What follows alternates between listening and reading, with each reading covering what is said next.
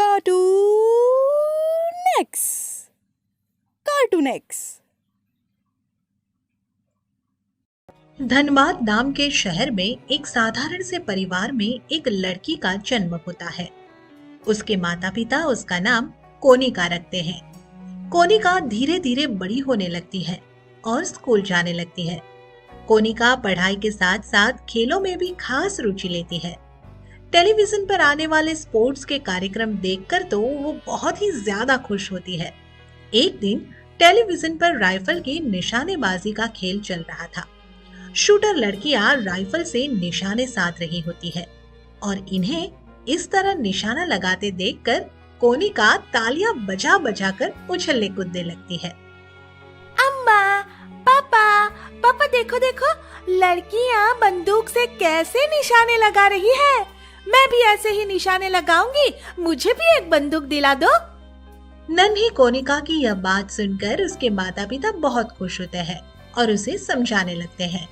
हाँ हाँ, हम तुझे भी ऐसी ही एक बंदूक दिला देंगे, पर तू पहले बंदूक उठाने के काबिल तो बन बेटी। मेरी नन्ही सी परी, जब तू बड़ी होगी ना तो हम तुझे जरूर ऐसी बंदूक दिलवा देंगे। पहले तू बड़ी तो हो जा। उस दिन के बाद से कोनिका पर बस निशानेबाजी की धुन सवार हो जाती है और वह तरह तरह से निशानेबाजी सीखने की कोशिश करती है। वह कभी किसी ऊंची चीज पर कोई बहुत छोटा सा खाली डिब्बा या बोतल रखकर उस पर गुलेल से निशाना साधती है, तो कभी कोई और तरीका अपनाती है। मेरा निशाना सही लगा। तुमने तो एकदम सही निशाना लगाया है कोनिका। देखना, एक दिन तुम सबसे अच्छी निशानेबाज बनोगी। इस तरह कई दिन बीतते जाते हैं और कोनिका बहुत बड़ी हो जाती है।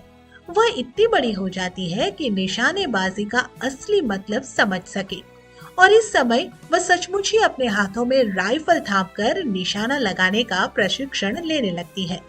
उसके कोच और उसके सभी दोस्त उसकी निशानेबाजी का लोहा मानते हैं।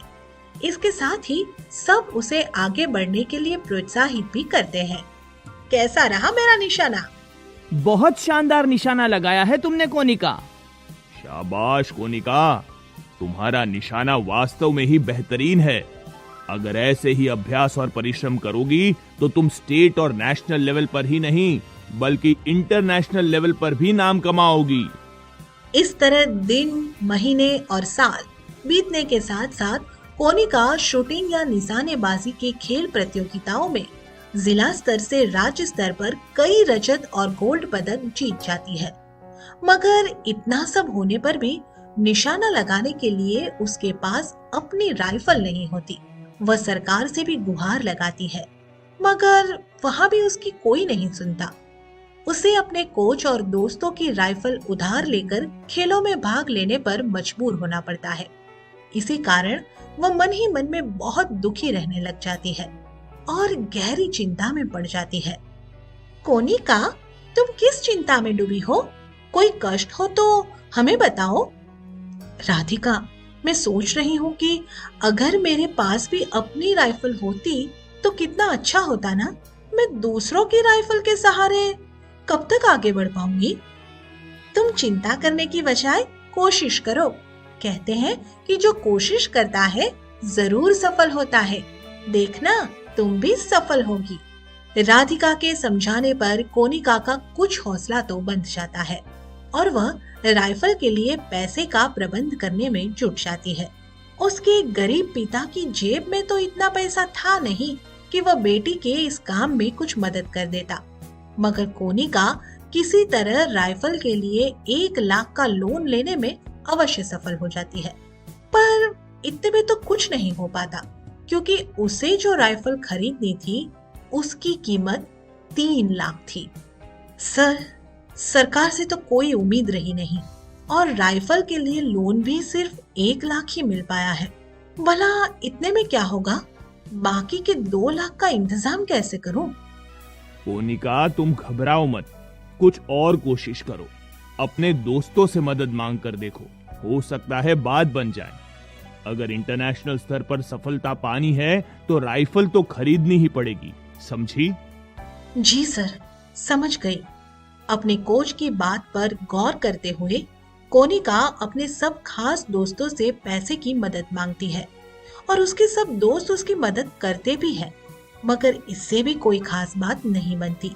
सब दोस्तों द्वारा मदद किए जाने पर भी केवल 80,000 रुपए ही जमा हो पाते हैं और इसी कारण उसकी चिंता अभी भी बनी रहती है। इसी बीच एक दिन वह प्रशिक्षण सेंटर से अपने घर की तरफ जा रही होती है तो अचानक बारिश आ जाती है और वह बारिश से बचने के लिए एक शेड के नीचे आकर बैठ जाती है। फिर जैसे ही वह बैठती है, पानी में भीगता हुआ एक पिल्ला वहां आ जाता है और उसके पैर चाटते हुए कूं कूं करने लग जाता है। उसे देखकर अचानक कोनिका के चेहरे पर मुस्कान बिखर जाती है। ए, तू तो बड़ा क्यूट है रे, भूखा है क्या? खाना खाएगा? ये कहकर कोनिका अपने बैग से टिफिन निकालकर उसमें से रोटी लेकर पिल्ले के आगे डाल देती है। पिल्ला खुश हो जाता है और रोटी खाने लग जाता है। फिर वह मजाक मजाक में पिल्ले से कहती है, अरे सुन ना, भगवान से मेरे लिए प्रार्थना करना कि वे मेरी समस्या को हल कर दे। हो सकता है कि भगवान तेरी बात मान ले। कोनिका पिल्ले से ये कह ही रही होती है कि तभी उसकी नजर अखबार के एक टुकड़े पर पड़ती है। वह झट से अखबार उठा लेती है और उसे पढ़ने लगती है। फिर उसकी नजर एक ऐसी सुर्खी पर अटक जाती है जो बॉलीवुड के मशहूर अभिनेता सोनू सूद की चैरिटी सूद फाउंडेशन के बारे में थी। इस सुर्खी को पढ़ते ही कोनिका को लगता है कि शायद यह अभिनेता उसकी मदद कर सकता है। बस दिमाग में जैसे ही यह विचार आता है, कोनिका तुरंत अपना फोन निकालकर इस अभिनेता को ट्वीट पर टैग करके अपनी समस्या लिख भेजती है और फिर जैसे ही बारिश थमती है, प्रसन्न मन से अपने घर की तरफ चल देती है।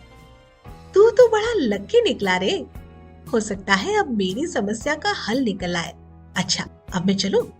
उस दिन के बाद दिन रात और सोते जागते कोनिका को बस यही इंतजार रहता है कि कब सोनू सूद की तरफ से उसे कोई जवाब मिले। इस इंतजार में कई महीने बीत जाने पर आखिरकार उसे उधर से यह आश्वासन मिल ही जाता है कि जल्दी आपकी समस्या का हल हो जाएगा। यह आश्वासन मिलते ही कोनिका की खुशी का कोई ठिकाना नहीं रहता। शायद भगवान ने मेरी सुन ली, अब तो मुझे भी राइफल मिल जाएगी। सोनू सूद से आश्वासन मिल गया है। बड़ा भला आदमी है ये अभिनेता। ये सिनेमा का ही नहीं बल्कि जीवन का भी असली हीरो है। अब तो तुम इंटरनेशनल लेवल पर कामयाबी पा सकोगी। उसने बोल दिया है तो समझो अब तुम्हें जर्मन राइफल मिल के ही रहेगी। ऐसे भले इंसान दुनिया में ढूंढने पर ही मिलते हैं कोनिका। इस घटना के कुछ दिन बाद ही कोनिका के घर सचमुच जर्मन राइफल पहुंच जाती है और जैसे ही यह कोनिका के हाथों में आती है, वह खुशी से पागल हो जाती है। उसकी आंखों से आंसू निकल आते हैं। भगवान, सोनू सूद को बहुत लंबी उम्र दे ताकि हम जैसी गरीब बेटियां भी जीवन पे कामयाबी का मुंह देख सके। तुम ठीक कहती हो बेटी।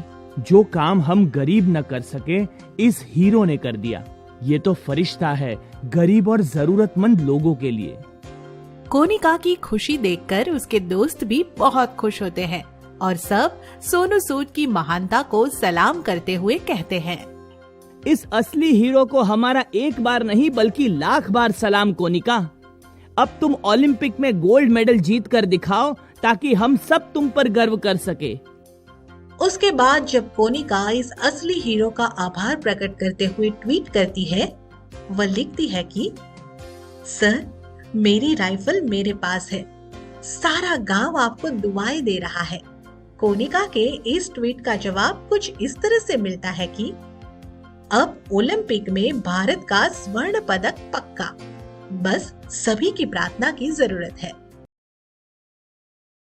आगे की मजेदार स्टोरी के लिए चैनल को सब्सक्राइब करें और बेल आइकन प्रेस करना ना भूलें।